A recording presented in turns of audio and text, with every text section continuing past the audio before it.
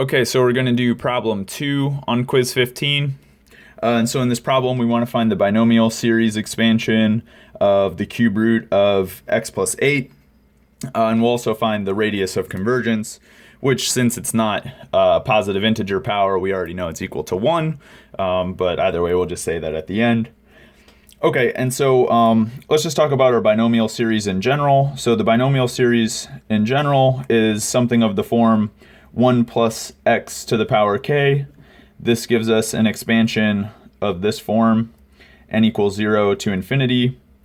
We do k, choose n are the coefficients, and we'll say what those are equal to, and then we multiply by those respective powers of x to the n. And so these coefficients, k, choose n, so if n is not equal to 0, then the way that we do it is we do k times k minus 1 times k minus 2 times k minus 3 all the way down the line until we get to k minus n plus 1. And then we divide by n factorial. And like I said, this is for when n is not equal to 0. So when n is equal to 0, we just define k choose 0 to be equal to 1. Okay.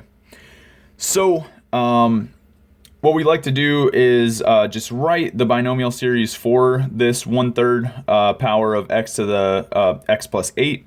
We want to write the series out in this form in general, and then also we'd like to go and find the first 4 non-zero terms in this expansion. So first of all, we need to get this function in the form 1 plus x to some power. Okay, so we first note that, well, of course I can rewrite this as 8 plus x instead of x plus 8. Either way, that's even the way it was stated on the assignment. So either way, this is the 1/3 power of 8 plus x, right? Because it's the cube root. And so now what I need to do is turn this 8 into a 1. And the way that I'm going to do that is I'll do it by pulling a multiple of 8 out, a factor of 8 rather. And so when I pull a factor of 8 out, I get 8 to the power 1/3 because it's being raised to the 1/3. I'll be left with a 1 in that position, and then I'll have an x over 8 in the other position. And so this is the thing that we'll use to use the binomial series to expand. And so, of course, the cube root of 8 is just 2. So this is the quantity that we're dealing with. And like I said, we'll use the binomial series to expand that portion. All right, so our cube root of 8 plus x, this is going to be equal to, well, okay, on one hand, I'm just rewriting this stuff, but it's 2 times 1 plus x over 8 to the power 1/3, right? So this is just 2 times, and now I'll use the expansion for that binomial. And so I have my coefficients are 1/3, that's the power right here, k, right? So 1/3, choose n, and then I have to multiply by x over 8 to those powers n. All right, and so now this is it for the series, right? Here's our binomial series expansion for this function. But either way, I want to write out the first 4 non-zero terms.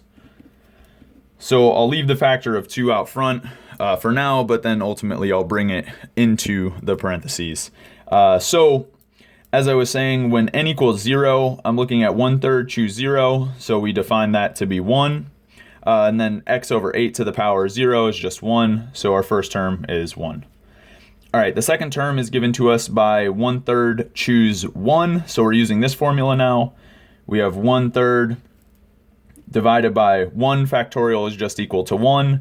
And then we're multiplying by x over 8. So I'll just leave it like that and we'll simplify in a minute. And then the next term is given to us by 1/3, choose 2. And then x over 8 to the power 2.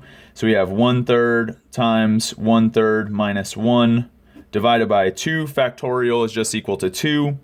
And then we're multiplying by x over 8 to the power, 2. Okay, and then our third term is given to us by 1/3 choose 3 now. So we'll do 1/3 times 1/3 minus 1 times 1/3 minus 2 divided by 3 factorial is equal to 6. So I'll just write the 6 there.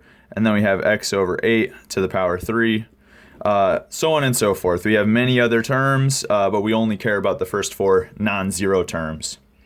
So now at this point, we'll just multiply all of this stuff out. This is the point where you want to just bust out your calculator and start plugging numbers into it.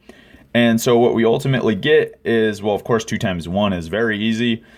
The next term, the coefficient will be 1 over 12, and we have just x by itself. The next term will be negative, of course, because of this, and so it comes out to negative 1 over 288, x to the power 2. Okay, the next term will be positive, of course, because there's 2 negatives, and this comes out to 5 over 20,736, right? This is why you want to bust out your calculator. You definitely don't want to do that in your head. Times x to the power 3. And then our next term will be negative, and honestly, we just don't really care what it's going to be.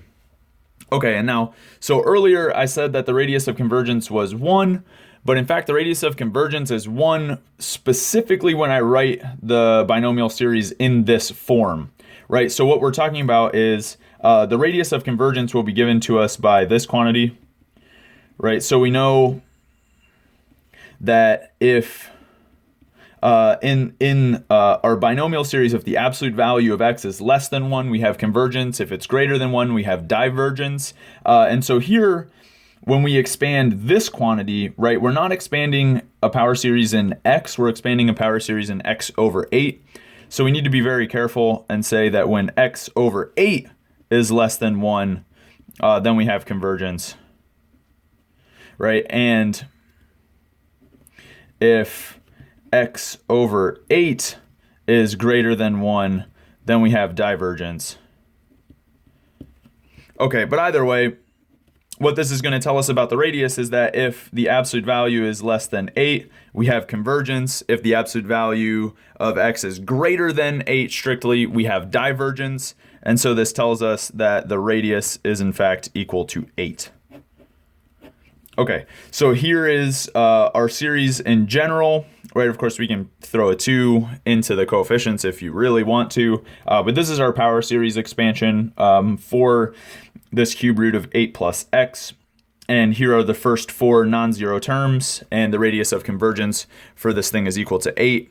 Of course, the center of this series is 0.